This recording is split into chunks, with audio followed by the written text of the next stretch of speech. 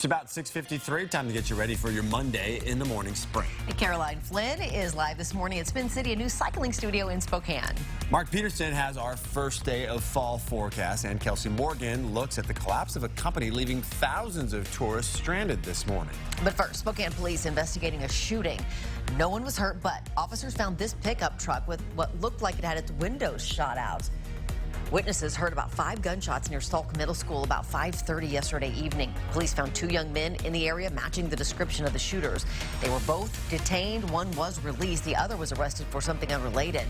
Investigators are still looking for whoever was responsible for the shooting. If you have any information that could help them, call Crime Check 456-2233. Well, 150,000 people are waking up stranded on vacation. That's because British tourist company Thomas Cook just collapsed. All flights and vacations booked through the company have been canceled, and the thousands of people that were currently on a trip abroad are now stuck. The British government is stepping in to bring all those travelers back home.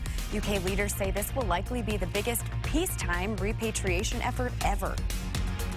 We're bringing about 150,000 back to the UK. We've chartered over sort of 40 planes, and we're going to be running up to 1,000 flights over the next 2 weeks.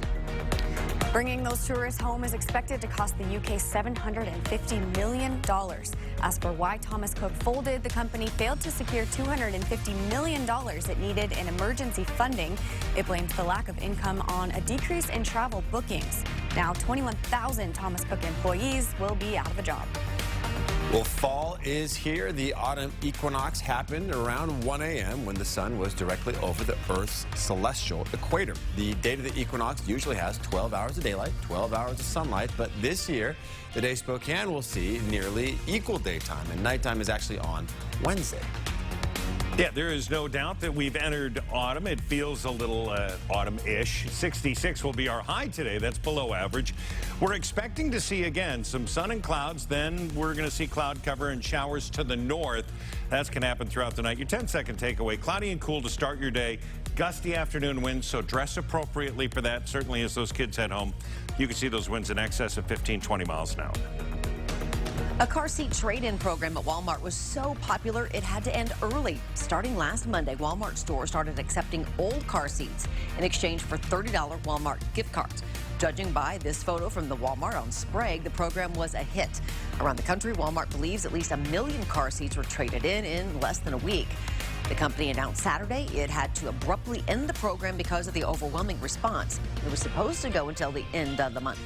A former Dallas police officer accused of shooting and killing her upstairs neighbor will go on trial today. Last September, Amber Geiger was off duty when she mistakenly entered 26-year-old Botham Jean's apartment. She later said she thought it was her apartment and Jean was an intruder. Geiger is now charged with murder and faces up to life in prison if convicted. Investigators are trying to figure out what caused a Northeast Spokane shop to go up in flames yesterday morning.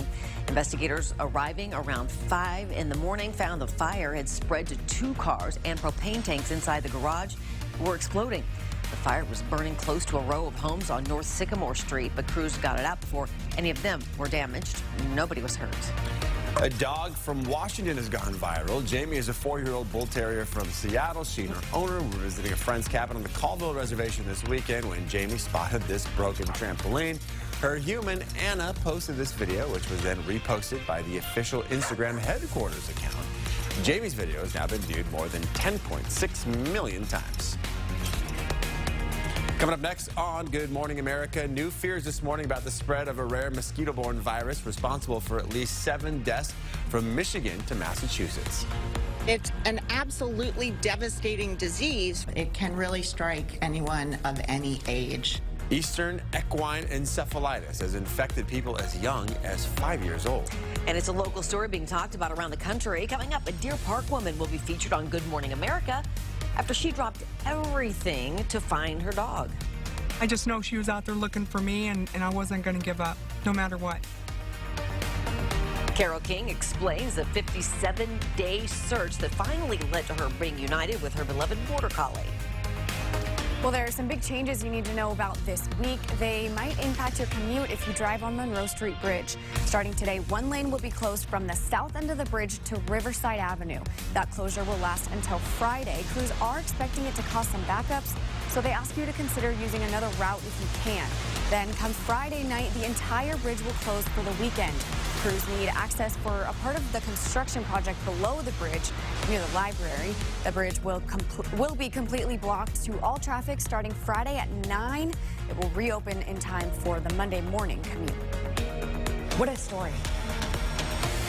All right, we've been live this morning at Spin City, a brand new cycling studio right on the corner kind of North Monroe and Boone. If you want to come take a class yourself, I'd recommend it. It's free your first time. If you love it a lot and still don't maybe feel like you want to buy a package, guess what? They're going to start having classes at the Pavilion in October. 6 free classes on Wednesday nights. Make sure you're keeping an eye out for that. Have a great time. Make sure you bring with you, though, some water. They take care of the towels because you are going to get a workout in. You're going to be sweating.